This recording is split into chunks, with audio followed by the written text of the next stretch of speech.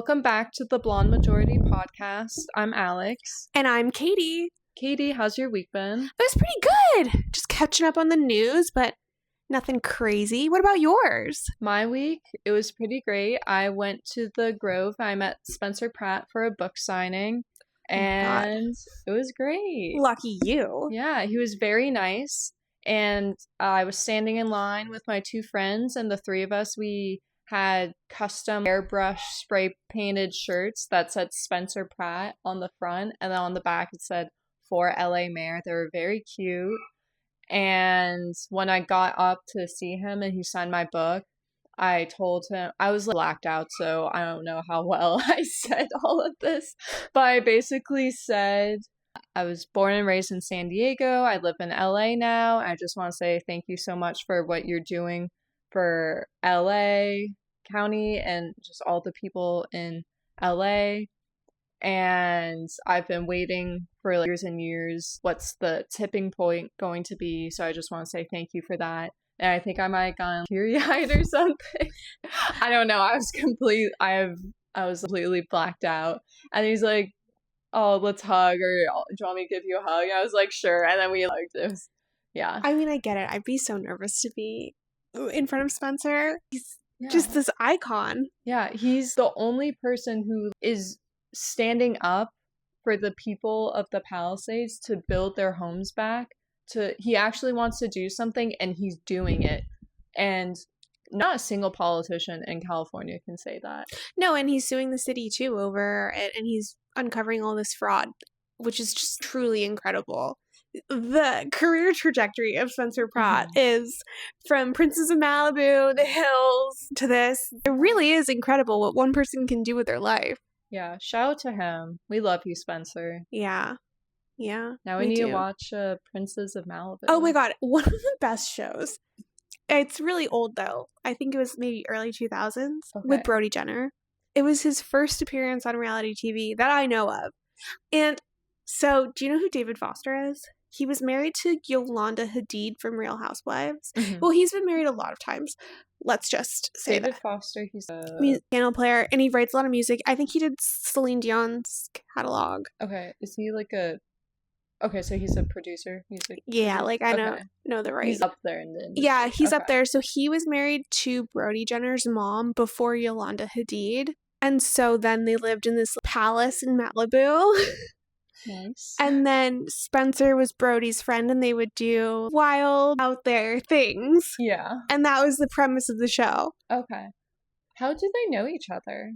I don't know how Brody and Spencer know each other, but they clearly knew each other from high school or college or something. Okay. But it's like the circle there is so interesting because it's like Brody Jenner, Caitlyn Jenner, Bruce Jenner, to the Kardashians. Wait, so Brody Jenner is the son of Bruce Jenner. Who is now Caitlyn. Yeah, and then who's Brody Jenner's mom? Linda. Oh, and she dated Elvis, I think. No way. I think her name's Linda Thompson. Oh, okay. And then she dated Elvis before or after Priscilla? I don't know enough about that. I just know that there is I think there's an Elvis link there. And then So then David Foster married Brody Jenner's mom. Okay, so that's the music thing. Yeah, and then after Brody Jenner's mom, he was married to Yolanda Hadid, who's Gigi Hadid and Bella Hadid's mom. So that's like in their Friends of the Kardashians. Yeah. Which, the loop there is like, yeah. It's like so incestuous almost. Yeah, right? You're just, I guess, ow. Oh my god. So maybe this was just like my school.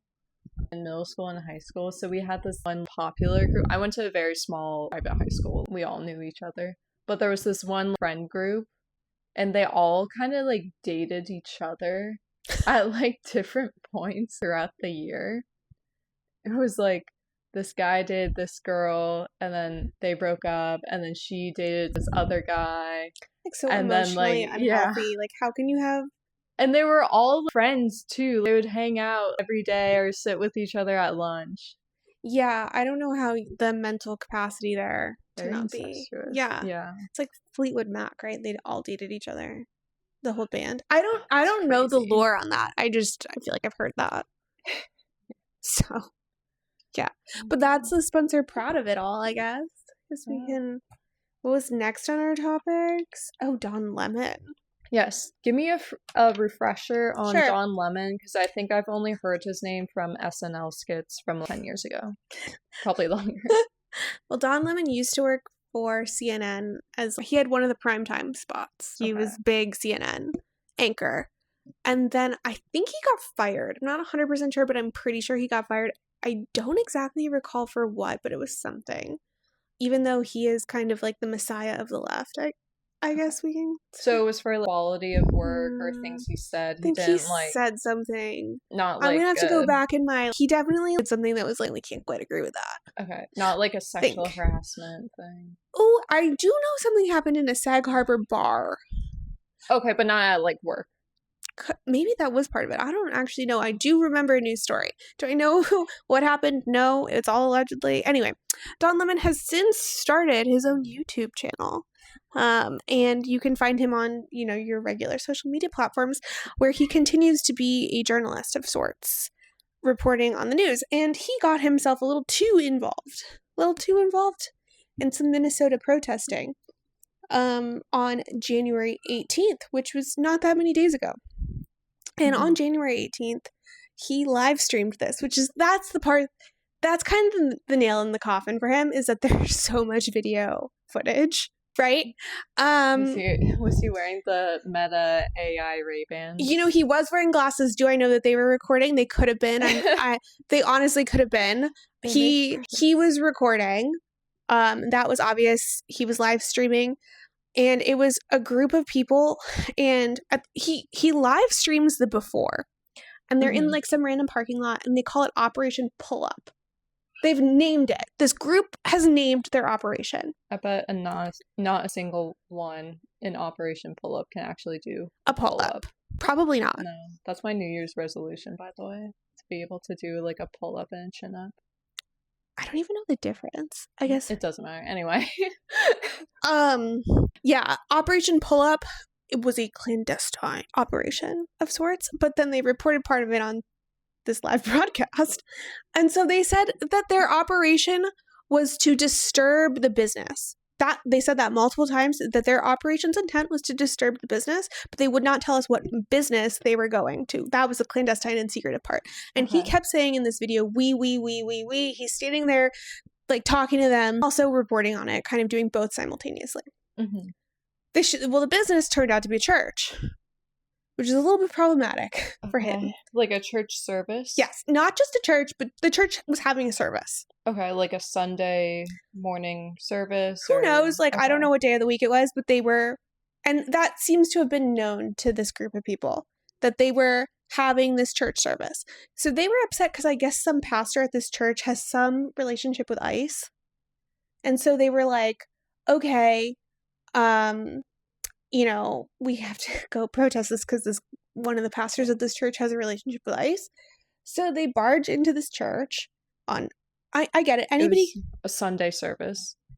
January 18th, Sunday. Thank you. So they barge into this church and then they completely disrupt the service.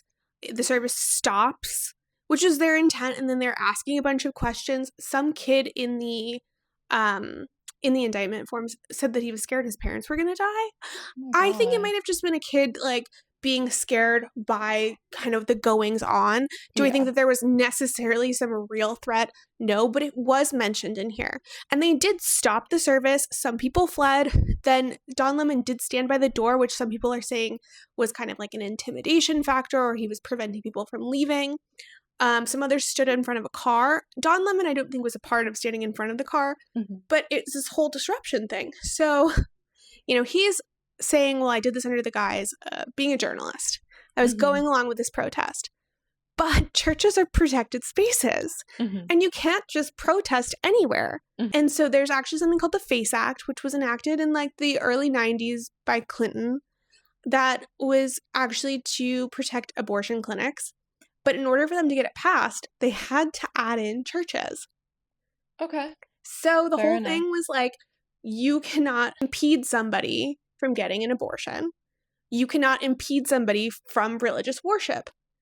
So he's being charged with violations of the FACE Act and also conspiracy against rights, which I actually think is the easier one because he was impeding on people's First Amendment ability to exercise their religion, right? Mm-hmm. And so those are his two charges. He's claiming journalism and freedom of the press, but, you know, you can't take other people's rights away from them. Yeah. I feel like the fact that he, like, went inside this church and the sermon, like, stopped, that shows, like, a clear disruption of, like, they asked him to leave, too, and he didn't leave. And they asked the group to leave, and they didn't leave. Yeah. But even that's, like, directly impeding. Like, and they impeded the church service so much they had to stop their Sunday service. Yeah. So I went back and I read the First Amendment because I was like, you know... Let's look at the text. Let's go back to the source. And I found something interesting when I read it. It's that religion is mentioned first out of, like, all of the freedoms. But it's also mentioned twice. It's mentioned in the sense of, like, the government can't establish a religion for, you know, the government or for the nation. But it's also mentioned, again, secondarily, for freedom to exercise your religion, right? To choose your religion, to practice that religion, and the government can't get in the way of that. And so I thought that was just really telling that it was mentioned first out of them and mentioned twice in what is a very short text, the First Amendment. Like, it's a couple sentences. Maybe it's 50 words. I don't even know. Yeah. That's very powerful because the first people who risked their lives to come here from, like, Europe, they were risking their lives to seek religious freedom. And I like that the founding fathers included that in the text because that is why people came to America for a new start and to believe what you want to believe and to be able to practice that and to have your own constitution that effectively comes first. So, and people did not come to America. America was not founded for foreigners to take advantage of this great land. Which I guess we can pivot into Tim Waltz over here. I don't know if you want to. Oh God, like, so Tim Waltz, was he the governor? He's still governor. Yep. Minnesota. Yeah, Minnesota. Anyway, Tim Waltz, the governor of Minnesota, he basically compared what's going on with ICE, the Immigration and Customs Enforcement, like, government agency, compared ICE to, like, Nazi Germany, and he said that there is, like, a new Anne Frank in, like, Minnesota, and then the Holocaust Museum made, like, a statement calling him out and saying that is very, like, I feel like offensive is the wrong word, but just, like, very inappropriate to say, like, because Jews in Germany, they were not given a choice. They were taken from their homes. They were legal citizens, just taken from their homes because of their religion, and just went through the most unspeakable, awful things. Yeah. Yeah, I mean, it really tries to... It was throughout all of Europe. I mean, it really... I hate that. It's like they call people Nazis and they overuse the word and then it just devalues... it doesn't carry the same weight as it once did. No. And then it's also a way to just instigate the people, right? Because they know that there's such, like, an emotional charge behind those words, which is true, and there should be an emotional charge behind those words, but only in the right circumstances. And ICE is just doing their job at the end of the day, whether you like it or not. Those laws are on the books, and they've been on the books. People who try to make the comparison that, like, I mean, I suppose people could make the comparison, like, well, Hitler was democratically elected, right? Like, he made the laws. Okay, even if you want to go that far to say something bad about Trump, these laws have been on the books for years and years and years, and Bill Clinton was for them, Obama was for them, so why all of a sudden are you like, no? Yeah, for different, like, elected officials throughout different decades, throughout different, like, party changes. Like, just because you do something illegally and you've been getting away with it for so long and now the law is being enforced, you can't get upset about that. No, it's just the left has changed their position on this because Bill Clinton was for the Immigration Reform Act. I mean, I think he signed it into law in the 90s, and that was for the enforcement of the law and to enforce deportations and the border. And then all of a sudden they changed that because they realized that, I think that they could create, I mean, we all realize the census, so yeah, they saw it as a tool to get what they wanted politically. When you count everybody towards the census, then you have more representation, which is wrong. Yeah. And you have more federal funding too. Yeah, it's truly awful, like, just all the schemy, slimy things that they're doing to take advantage of, like, just all the, like, normal people. It's despicable, really. It really is. It's really pretty gross. It's like, you can be a law-abiding citizen, you can pay your taxes, you can do things generally correct or morally correct, ethically correct, whatever you want to say. But then it feels like you're the one getting the short end of the stick. You get taken advantage of, which is truly awful. And going back to the whole, like, Nazi thing, back when Sydney Sweeney did her back to school, like, jeans ad campaign with American Eagle, people were comparing that to eugenics and, like, Nazi propaganda. Like, do you know how offensive that is to compare an ad for jeans, for denim, to a Holocaust? Like, the word Holocaust did not exist before the 1900s. Like, how dare you? That's, like, really offensive. Especially, really is. Especially when, like, people, like, I've had people I know say that, like, in, like, West Los Angeles, West LA. You do realize, like, Los Angeles has, like, a very large, like, Jewish population. Yes. And you're comparing, like, an ad for denim, for jeans, to Nazi Germany. It's, like, it's quite horrible. And it's just, they use this to kind of brainwash people, to make them think that, oh my gosh, look, they're asking for people's papers, it's analogous to this. And it's like, they're so delusional. Have some critical thinking skill to realize that they're not the same thing at all. Yeah. And also, did I not have to show papers of my, like, immunization card to go back to a college I already attended? Right? Or to get on an airplane, you have to show your license. You know what I mean? Like, no, I think you do. If you need a license or, like, some sort of ID to get on a plane, you need to show ID to vote. Yeah, completely agree. Like, it's insane to me that is even up for debate. And when people try to say, oh, people in low income circumstances, they can't figure out how to get a license or an ID card, and you're like, that's just the bigotry of low expectations. Because, like, why, like, what you're saying is that they don't have the wherewithal and, like, the ability to do it. Yeah. Which is just patently offensive. Yeah. Like, I can't with them on that. I guess we can talk about taxes now, everybody's favorite subject, especially as we come into tax season. Yeah, happy tax season. I know, I got my W-2 in the mail the other day. Yeah. Are we paying those this year? Yeah, can we get a refund on, like, can I not? I mean, I guess I already paid it. Yeah. That's the problem. Yeah, I think Minnesota has, like, $9 billion to spare. Yeah, and I'm sure California has even worse. Yeah. Oh my God, like, my train to nowhere never came, but the money disappeared. Yeah. Like, or the fire funds. Hundreds of millions going to end homelessness, but there's more homeless on the streets everywhere.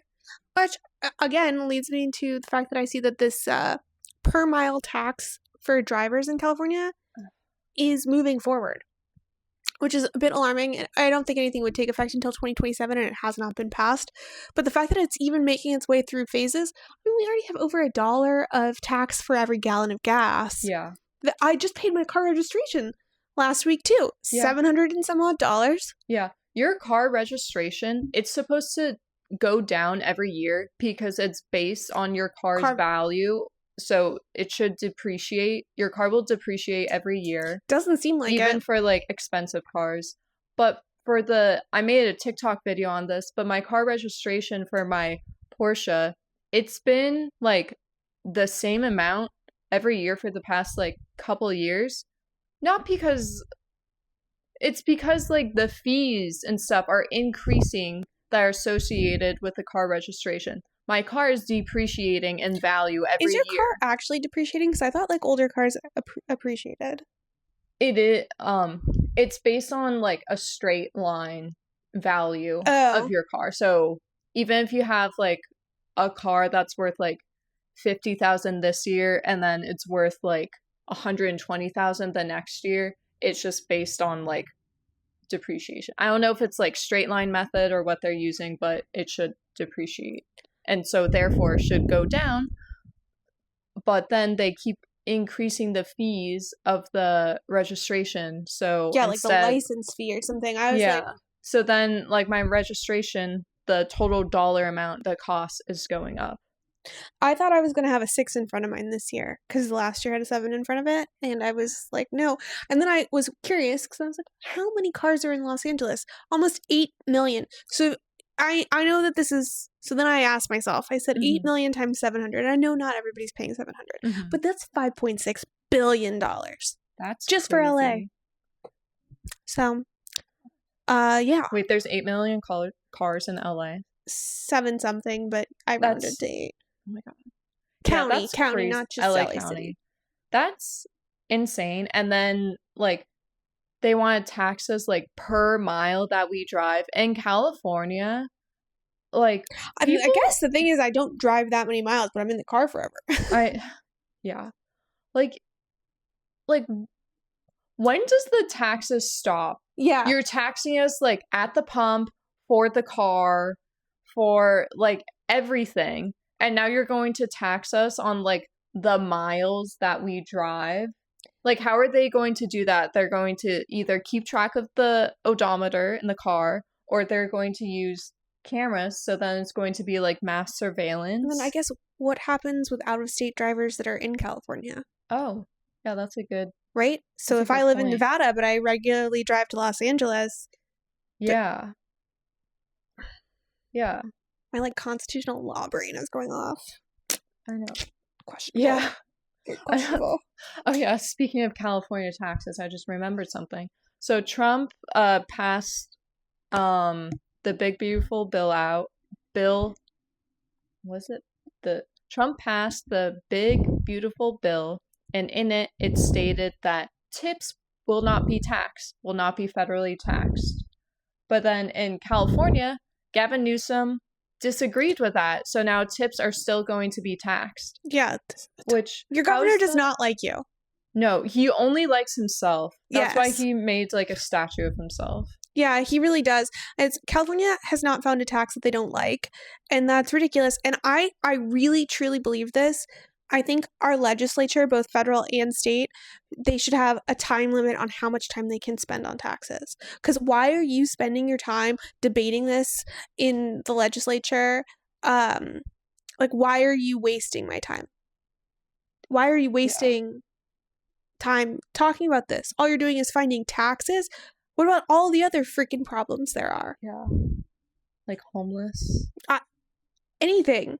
Potholes. Like, why is like the same road still have like the same like pothole like year after year?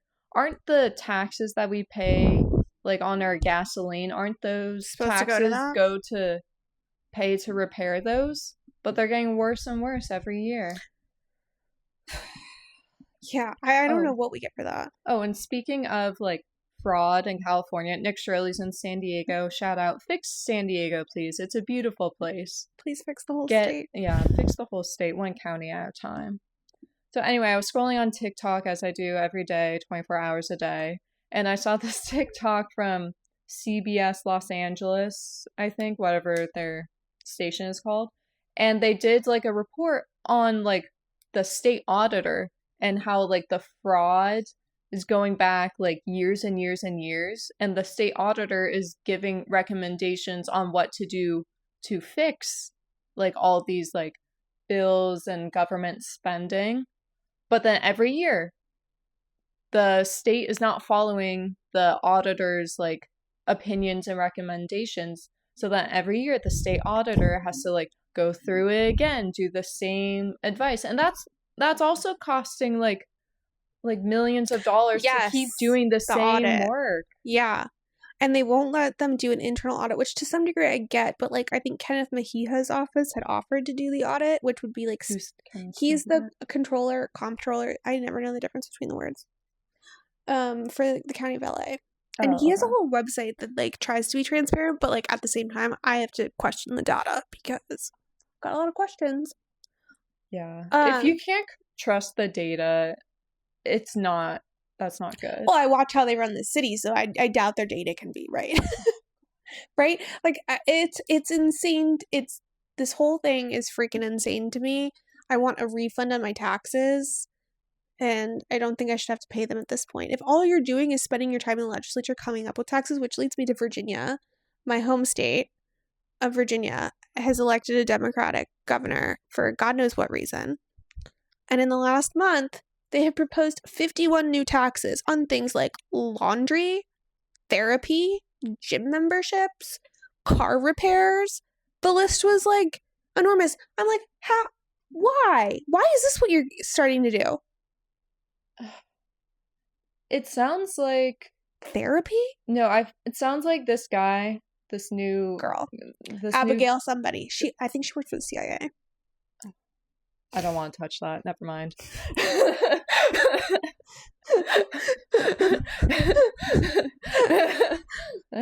I'm sure they do great work over there. I don't think so. I did not. I think they do an excellent job. Yeah, such an excellent job. Anyway, it sounds like all over the country, not just Abigail in Virginia. Sounds like they want you to rent, not own. They want you to DoorDash, Uber Eats, Grubhub, all your food, all your meals, all your groceries. They don't want you to own anything. They don't want you to own your car. They want you to just stay cooped up inside your like leased apartment and just like not own anything and not do anything. No, because if you don't own things and you stop caring about property rights, and then communism starts to come in, because that's the big difference between capitalism and this communist socialism BS that everyone's talking about. Is the idea of having ownership and property rights. And property rights are really, one of the first things that was taught in property class in law school was that property rights are a government-backed expectation. You have the expectation that the government will come in and say, this property belongs to Sam Smith over here, and that they will enforce your deed, if challenged, right? Yeah. It's crazy how people who've fled communism and socialism and come to America, love capitalism, hate communism, hate socialism. But then, like, the people who, like, grew up in America with capitalism and options and choices and, like, free will, mostly, they want socialism. They want communism. They hate capitalism, like, but they've never lived through it. And I think that the leaders at the top that push this socialism and communism in the United States, I think that they just want power, and they realize it's an easy way to brainwash people. Yeah, to brainwash young people. Yeah, like, look, the collective good, you're all gonna get something. Isn't this unfair that, you've been being ripped off, but you're being ripped off by your government right now, which needs to change. We should have less government. Mm-hmm. We should get rid of the fraud. And then everything else should be based on merit. Yeah. And, like all these liberals, they hate billionaires and, like, Nepo children. But, like, they want to be the billionaires. They want to be the Nepo children. Yes, they do. And oftentimes they have links to them. Yeah. But it's like, if your parents, like, made a business, worked really hard, like, they should pass it down to their children. Like, that is the reward for, like, all of like their effort. You're working hard now, so it'll pay off tomorrow and for your children and grandchildren.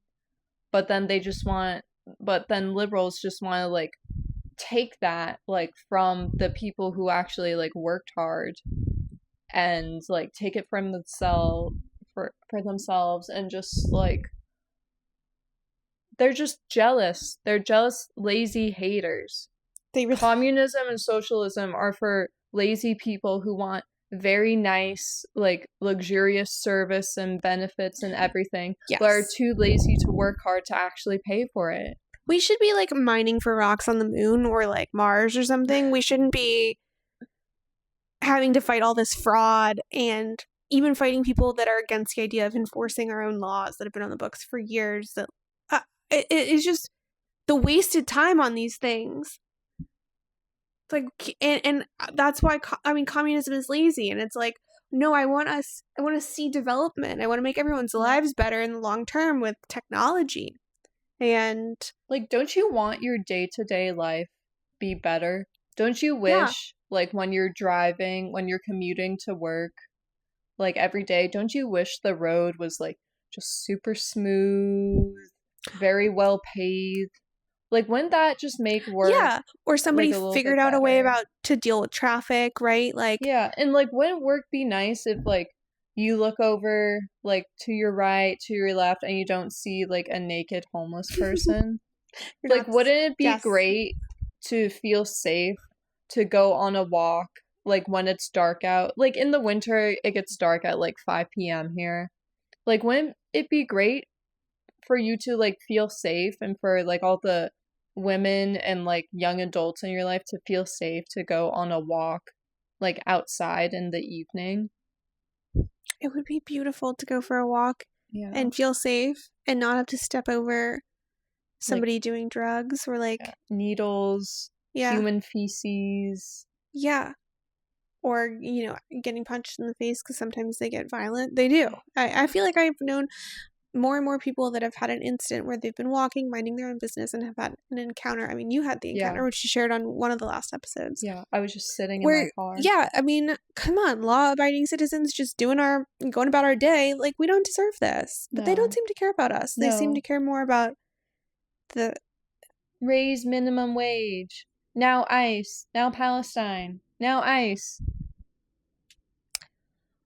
Now Ukraine. Yeah. What about, like, moving forward, creating solutions to real problems? Yeah. Making everybody's lives better. I mean, wouldn't it be great if somebody could figure out a way to deal with traffic a little bit better? Some cool solution. That's what we should be spending our time on, because that actually makes people's lives better. They go, oh, I don't have to spend an hour in the car each way to work. Like, yeah. Something like that. The quality of life. But quality of life seems to... Yeah. Anyway, thank you, ICE, for doing your job. Yes, thank you, ICE, for doing your job. I could not imagine being an ICE agent, right? Yeah. Especially right now, like, to go to work and have people screaming, whistling, everything in between getting in your way. I mean, like, also, don't these people have jobs? Oh no, they're paid. Somebody posted a Craigslist ad.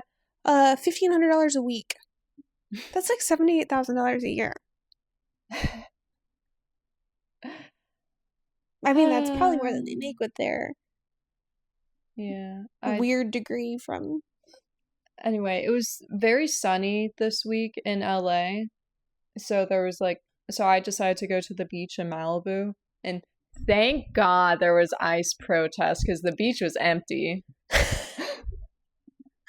They never protest when it's cold out. They don't protest in the rain. That's true. It has been super nice this week. It's been very, very warm for January, February. Yeah. Beautiful weather out here. Yeah, but I would say slightly warmer than normal. Yeah, very. Which has been great. Yeah, love it. It's like a summer. It's like mid-70s. It's like slightly humid just so it stays warm. You're not like cold in the shade either. Like... Very nice. I mean, it might be high 70s, like in the valley. Like, I was walking around there yesterday. You could definitely have had shorts and a t-shirt on for sure. Yeah. Or just dressed like cozy. Yeah, in the house. Anyway, should we wrap it? Yeah. All right. Well, thank you for tuning in for episode 4. We'll be back next week. Thank you. Bye. Bye. This was the Blonde Majority Podcast. That's what you were listening to, if you stayed this long.